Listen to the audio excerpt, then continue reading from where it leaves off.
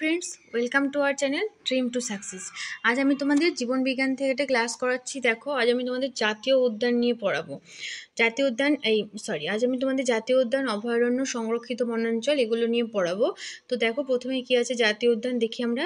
প্রাকৃতিক সৌন্দর্যময় যেসব স্থানে সমস্ত রকম গাছপালা ও বন্য জন্তুরা নিজস্ব পরিবেশে জাতীয় সংবিধান প্রণীত আইন অনুযায়ী কেন্দ্রীয় সরকারের নিজস্ব তত্ত্বাবধানে সংরক্ষিত হয়, তাতে জাতীয় উদ্যান বা ন্যাশনাল পার্ক বলা হয়। বৈশিষ্ট্য কি না, এটি ভারত সরকার আইন দ্বারা নিয়ন্ত্রিত হয়। এটি IUCN দ্বারা নির্দেশিত ক্যাটাগরি 2 প্রকৃতির সংরক্ষিত বনাঞ্চলের মধ্যে পড়ে। আয়তনের দিক থেকে এটি দ্বিতীয় বৃহত্তম অঞ্চল। তাহলে প্রথম কোনটা না, বায়োস্ফিয়ার রিজার্ভ। অনুমতির সাপেক্ষে পর্যটন ও গবেষণা করা যেতে পারে। চোরা শিকার ও কাঠের চোরাকারবারি সম্পূর্ণভাবে নিষিদ্ধ। জাতীয় উদ্যানের উদাহরণ কি কি আছে দেখো। পশ্চিমবঙ্গের গরুমারা জাতীয় উদ্যান, জলদাপাড়া জাতীয় উদ্যান, উত্তরাখণ্ডের করবেট যা ভারতের প্রথম জাতীয় উদ্যান, মধ্যপ্রদেশের কানহা ও শিবপুরি, সিঙ্গালীলা, কর্ণাটকের বন্দিপুর, অসমের কাজিরাঙ্গা, গুজরাটের গির হলো জাতীয় উদ্যান। প্রাণী কি, গরুমারায় কি দেখা যায়, একশৃঙ্গ গন্ডার গাউর। সিঙ্গালীলায় কি দেখা যায়, red panda, barking deer, pangolin. এবার অভয়ারণ্য দেখো, রাজ্য সরকারের দ্বারা নিয়ন্ত্রিত যে সংরক্ষিত অঞ্চলে গাছপালার সঙ্গে বিশেষ কোনো বন্য প্রজাতির রক্ষণাবেক্ষণের ব্যবস্থা আছে তাকে অভয়ারণ্য বলা হয়। বৈশিষ্ট্য কি, এটি রাজ্য সরকার দ্বারা নিয়ন্ত্রিত। এটি IUCN দ্বারা নির্দেশিত ক্যাটাগরি 4 প্রকৃতির সংরক্ষিত বনাঞ্চলের মধ্যে পড়ে। এটি আয়তনের দিক থেকে তৃতীয় বৃহত্তম অঞ্চল। বন্যপ্রাণী যারা অবলুপ্তির পথে এখানে তারা নির্ভয়ে ঘোরাফেরা করতে পারে এবং প্রয়োজনে লিপ্ত হতে পারে। রাজ্য সরকারের শিকারের নির্দেশে এখানে শিকার সম্পূর্ণ নিষিদ্ধ।